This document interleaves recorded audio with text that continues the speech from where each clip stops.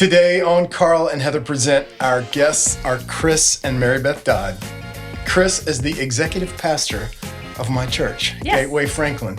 Maribeth is the executive vice president of global leadership development at Bravenly, a health and wellness company.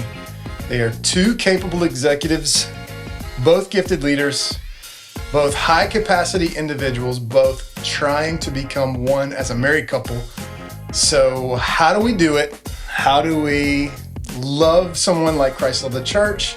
And how do we live out biblical submission? Today, we've got two leaders becoming one on the podcast. Let's go. Oh, don't you know it's Carl and Heather Present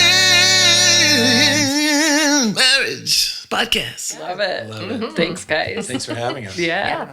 So glad y'all are here. Okay, so before we jump in, really quickly, tell us about your family. 4 boys, like you guys. Sounds familiar. It's a good team. Right? It's a good team to be on. It's a great 18, 16, 14, and 9. Yeah. All right. That 9-year-old snuck in there. Oh, he snuck in there already. Yeah. Might be more than one that snuck in. Yeah, that's right. Feel that? But we wouldn't send him back, so you know. That's awesome. How many years married for you guys? 22 this summer. Wow. That's awesome. Yep. 22 years married, Yeah. 4 kids. Yeah. You guys are a unique couple.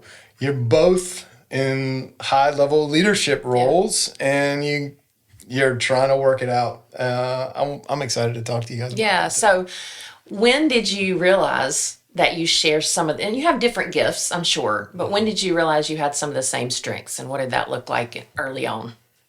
Oh, I feel like maybe we should briefly tell how we met. Yeah, let's do that. Okay, so 20-something years ago, I was interviewing for a worship pastor position in Atlanta, Georgia. And so I lived in Michigan, but I just had finished up college, and I flew down to interview, and they sent a very handsome man to come pick me up for the interview. Yes, no lie. And so I walk out to get picked up, and I just see this smile, and I was like, I'm going to marry him.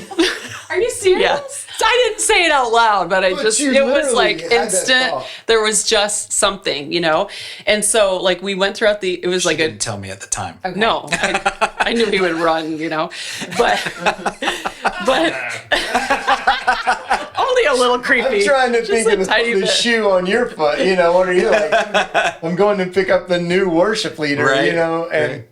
Yep. No, And there we it was- were. Yeah. So, but the reason I thought of this story is because you said, like, when did you figure out you guys had similar, gifts or whatever? And that night, part of the process, like they were interviewing me, we went to dinner, and I played a song at the piano and sang, but then we just sat down and started doing worship. And so Chris was a worship leader at the church as well. And so we sat down, the lead pastor was playing keys, and we were just singing together. And it was like we'd sang together forever. Like we would switch who was on harmony, who was on melody. Like it was like we clicked immediately. wow. Was everyone else like, Yeah, actually. you see what's happening? But yeah, and there's like 10 people that think they were the first to know that we would end up together, okay. you know. Oh, yeah. So, but it was amazing. So I think that was the first, time we realized like we had similar gifts as far as what we did for ministry and to serve the church, you know. Yeah. And he was like the interim worship leader between the last staff person and me.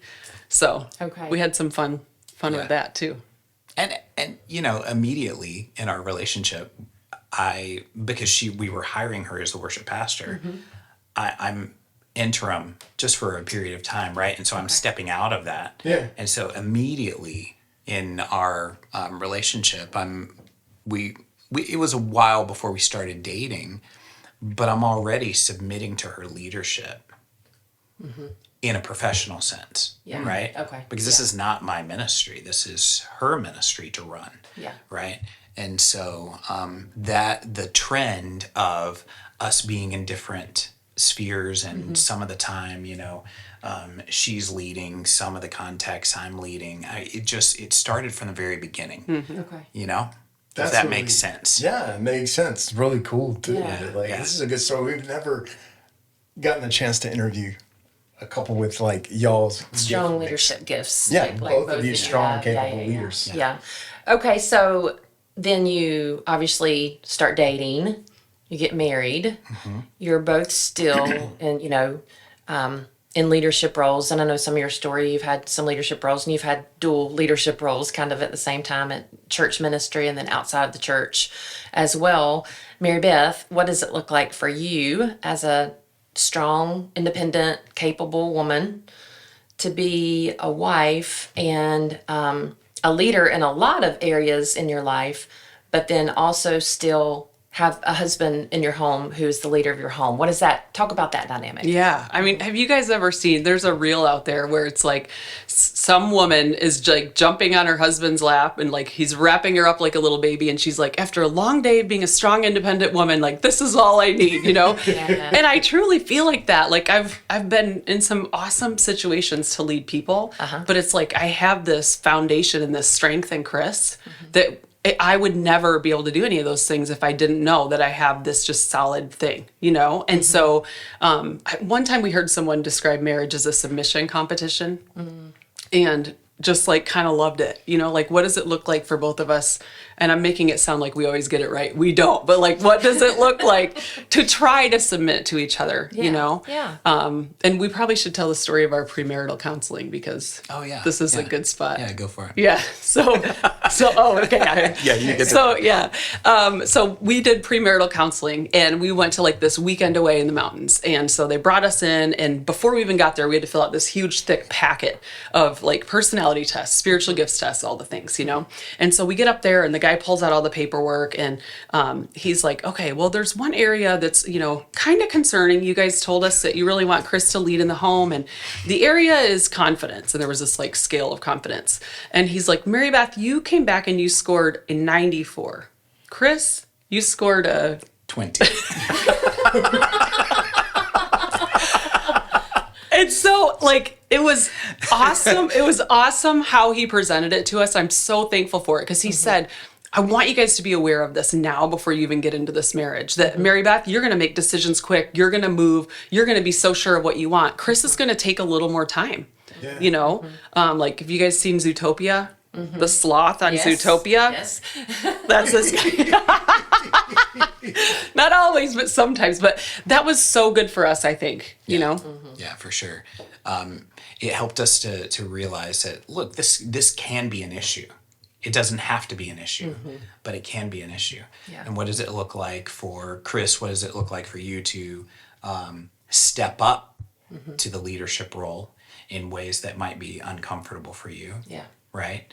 And Maribeth, what does it look like for you to submit in these cases, right? And for you to come under my leadership.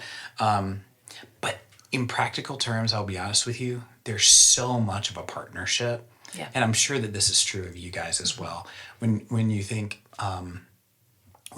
of leadership or when you think of head of household, we, especially in the church world, we make it think like there's this high and mighty position, right? And that person is calling all of the shots. And in practical terms, that is not the way. And even though I am the head of the household in that sense, still there are times that she's leading, right?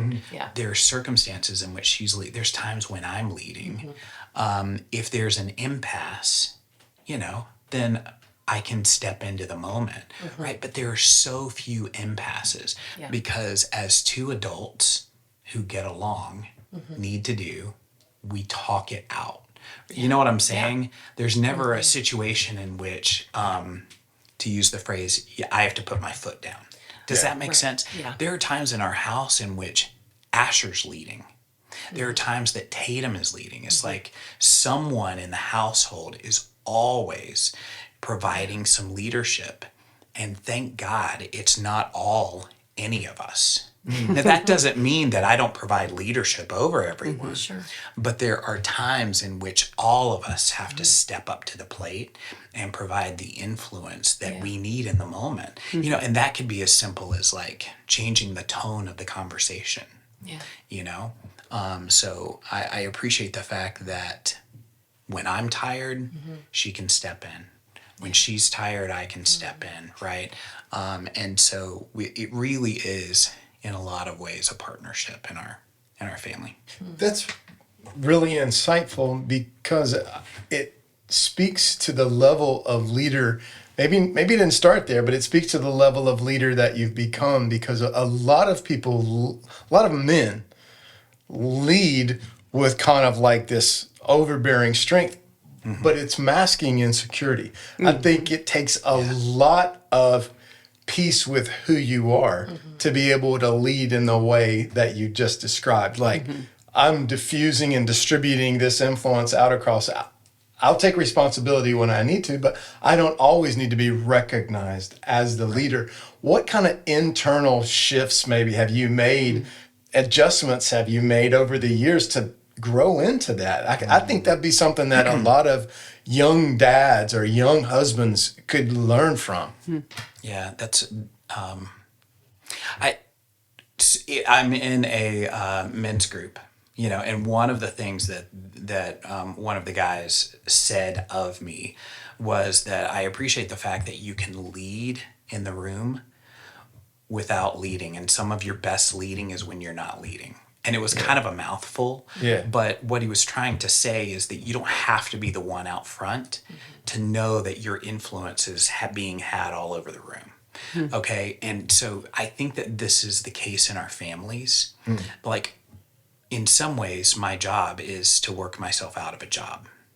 What does it look like for me to make leaders out of all of the people that are in this family? And she's one of the best ones that we have, right? But even my sons, like, what does it look like for them to lead in the moment? And if I'm always stepping into leadership every single time, then there's no leadership void for them to be able to step into. Make sense? Yes. Right? And so in some ways you have to step back and provide some space so that leadership can develop. Otherwise it's not going to, right? So then you would say leadership in your family is just shared responsibility.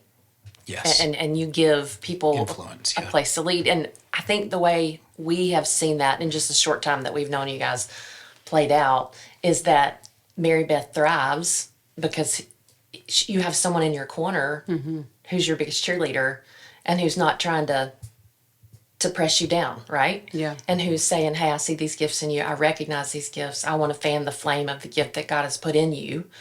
But I see you doing that for him as well. And I see you guys doing that, even conversations I've had with you about your boys, doing that with your boys. And so it's a beautiful picture, I think, because one of the things we talk about when we speak on marriages and to married couples is that, that leadership is more stewardship.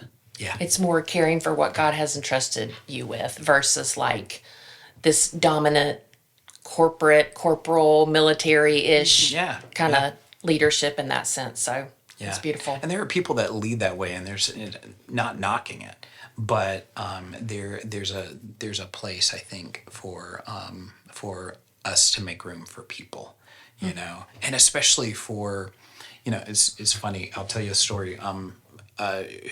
We told you a little bit before the podcast that Maribeth and I see a counselor named Chris Dodd that's in town. And one of the things that he worked with her on for years was... not getting you guys confused? Yeah. Yes, that as well. I don't remember actually what you guys were working on, but it was business coaching. Yeah. I remember him talking to me about, what does it look like for Maribeth to always be in these public roles? These very visible roles where she's out there, she may be speaking to hundreds or thousands of people. And what does that look like? And I just remember him calling me Dolly Parton's husband. Who was named Carl. You know that. Huge Dolly Parton fan right here. I love it. And he's like, you're comfortable in that, aren't you? Yeah. And is like, yeah, I'm okay. That doesn't threaten me. Yeah. You know what I'm saying? That's the big thing about it. It doesn't threaten you because you have this peace about who you are, and to me that's a different level of confidence. You're not trying to validate Sure. your gifts or anything. Like I said, another kind of confidence, a more sophisticated, deeper kind of confidence. So I would move you up from a 20. Yes.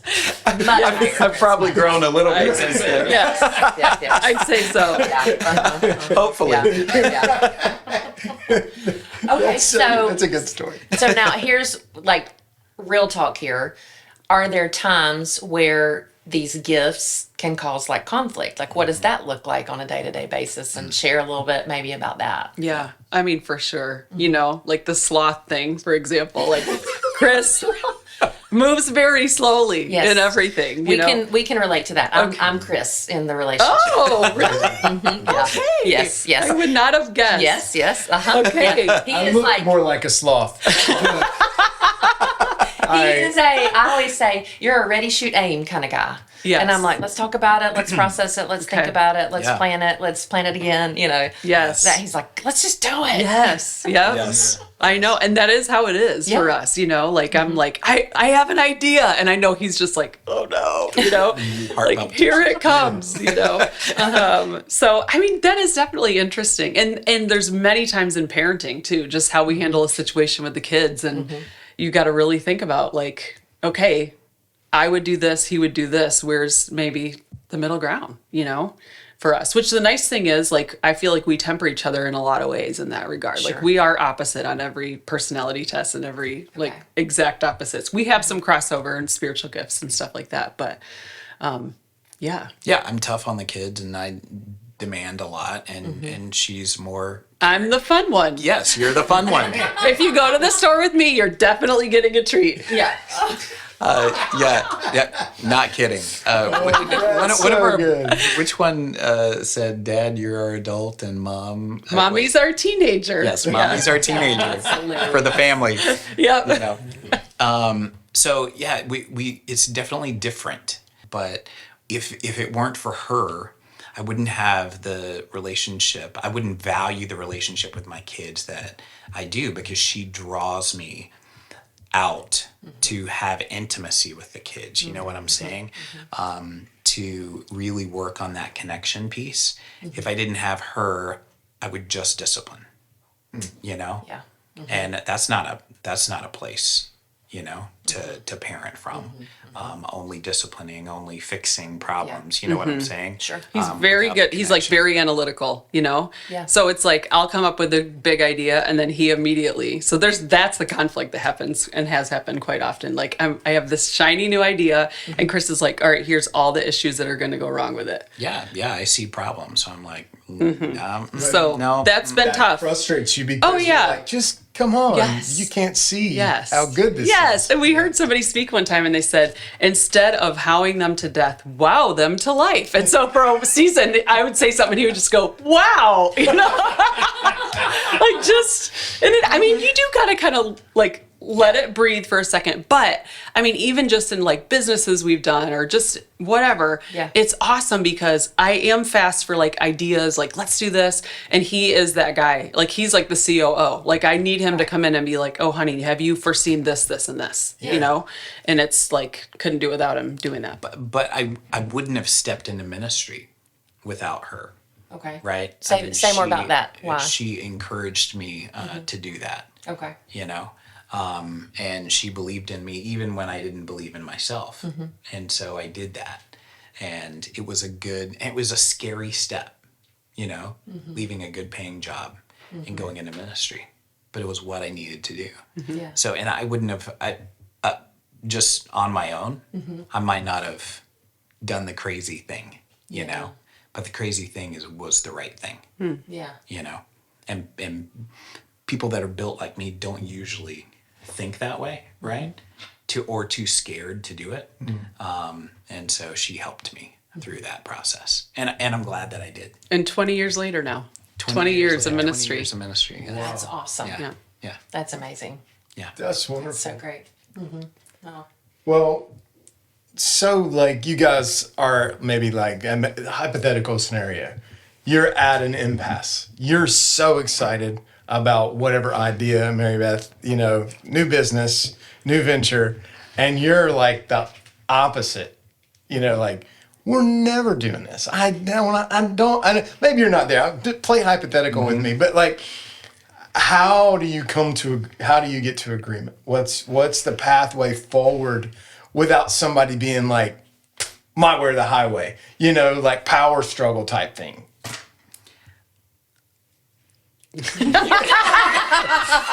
Too soon?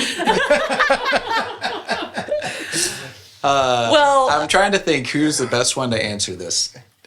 probably you.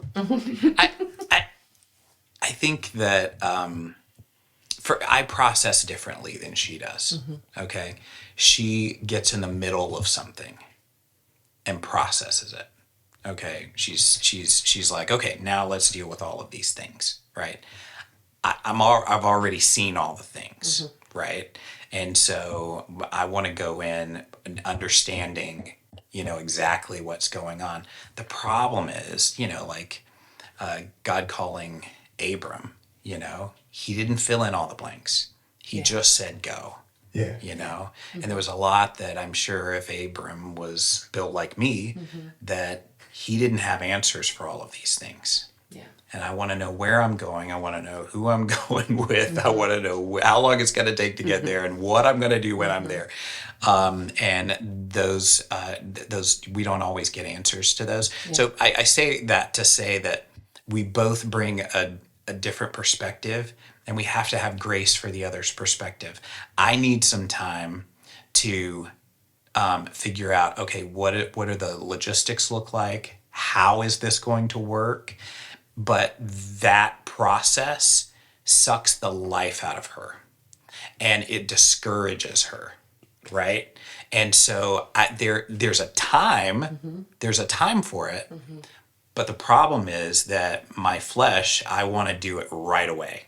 And I'm like, okay, well, that's a dumb idea because this, and this.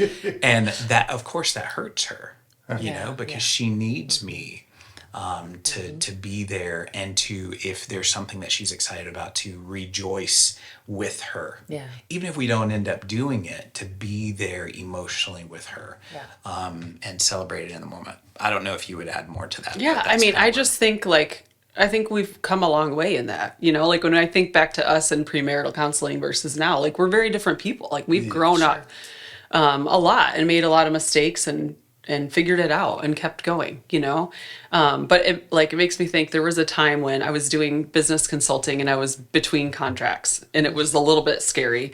And some other pastor friends of ours invited us to go to Cancun, and they're like, hey, we do this trip every year, and this is something that we do to reconnect with each other and plan for the next year and pray through our year and journal. And we're like, that sounds great. That does not seem like a good, smart idea right now. Like we don't have enough income, But I just kind of began to feel like, I think we're supposed to do this, And I was like, oh, should I tell him?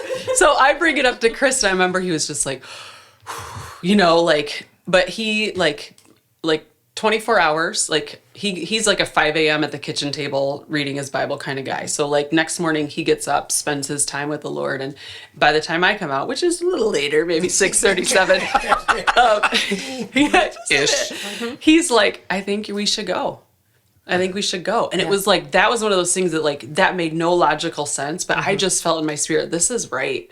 And he ended up coming to the same conclusion. It took him 24 hours, but he came to the same conclusion, and we went on that trip and had an amazing time and really did get to plan for the future. And while we were there, I got a message and got the biggest contract I'd ever had. So it was almost like an act of obedience, that God was like, trust me with something that the world would think is so stupid. Your financial planner's not going to be happy about this, But it was like just... And her coach would even say sometimes that we have to presume upon God, And so it was just one of those times. And of course, you got to be wise as well. But that was one of those times where we needed to take a step that didn't make sense. Yeah. And it was exactly what we needed to do. Yeah. That's awesome. What would you... So we have people who listen and their marriage is great. And then sometimes we have people who listen and they're struggling.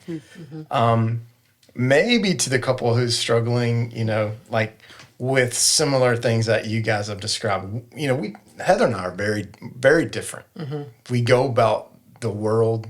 We look at things differently. We process things very differently. Yeah, it's interesting. I'm more like you. You're more like Heather. And but I love being with you guys. And I think you've got so much wisdom. What would you say to the couple who is like, this person, I'm trying to be one with them, but they are driving me insane. You know what I mean? Yeah. Because like somebody can be so extra, and sometimes it's funny how we get attracted to each other, but like somehow it's happened more than once in this room that the super extra person ends up being with a super like leveled out, Thank God. calm person. Thank God. I know, right? Yes. We call it a how and a wow. There's a wow and a how. Yes. And you got to have both. If you have two that. wows, You'd love be that. broke. You're very broke. Yes. Two It's never hows good. are so boring. So boring. So boring. So Yes. boring. But so to the couple that feels that frustration deeply, but maybe they're just getting started, what would you say to them as a word of encouragement to say, you can sort this out?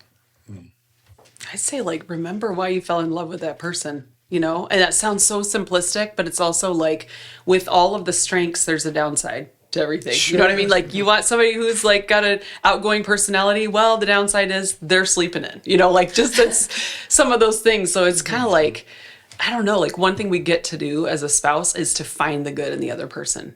And we get in these spirals, and I guess I can speak especially for women, like we get in these downward spirals of negativity sometimes, you know, and they do one thing wrong and we want to start tallying up all the other things they're doing wrong versus going, all right, where did that come from? And trusting the heart of where it came from, you know, and trusting that they have, like so many times Chris has said to me, like, do you not trust my intentions? You know, like just being able to just think like, what did he really mean to do versus how that came out?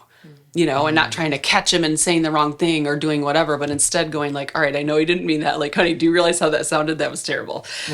You know, but just being able to like, I don't know, then recognize the strengths that they have and then champion that, because like for us being opposites, it's like, you do learn to appreciate the things that like I can't do, you know?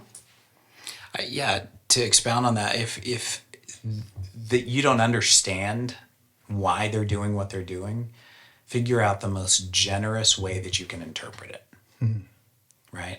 And that's all that is relational benevolence, right? And if you can be benevolent to your most important relationship and say, okay, you did this, it ticked me off, but I'm going to figure out how to interpret until I know the full story. What's the best way for me to be able to interpret this? Because as selfish people, you know, we tend to go to the worst case scenario.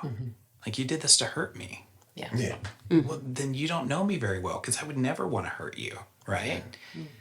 So what's the best way for me to interpret that and believe the best in my spouse? And I think figuring out ways that we can offer more grace, but because we are different, and we married someone who's very different than us, and thank God we did. You already said that with every upside there's a downside, and the things that I love about her, they're also attached to things that I get frustrated with, right? Because we're different, you know. And so it's like we have to be able to see that those are attached and that those are important. But it's better. Life is better with her than without, right? And so, you know, in some ways, I think we have to understand what we have and get ourselves in a place where we can offer more grace. That's beautiful. So well said. Okay, so I want to ask you this as we wrap up. How would each of you say Christ has made the difference in your marriage?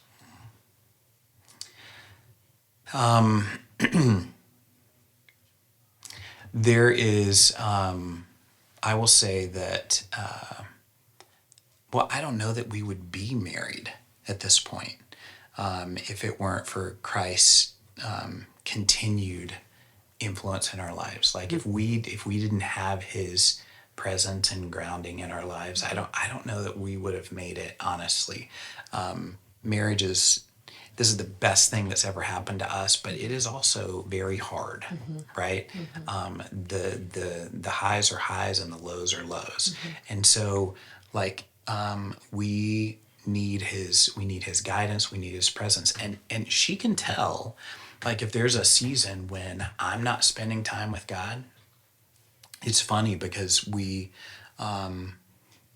encounter tomorrow with either faith or fear. It's how we interact with the future, right? So I can either walk into tomorrow with faith, or I can walk into it not knowing, and just being really fearful. And if I'm not spending time with God, that affects her. She notices it. She's like, what's going on with you? You seem to be scared of everything, right? My kids notice it. And so the fact that we are in relationship with God, and that's what I would just say, that's one of the most important things is really working on that relationship with God, because otherwise we wouldn't get there. Yeah. Right. And it just affects a lot.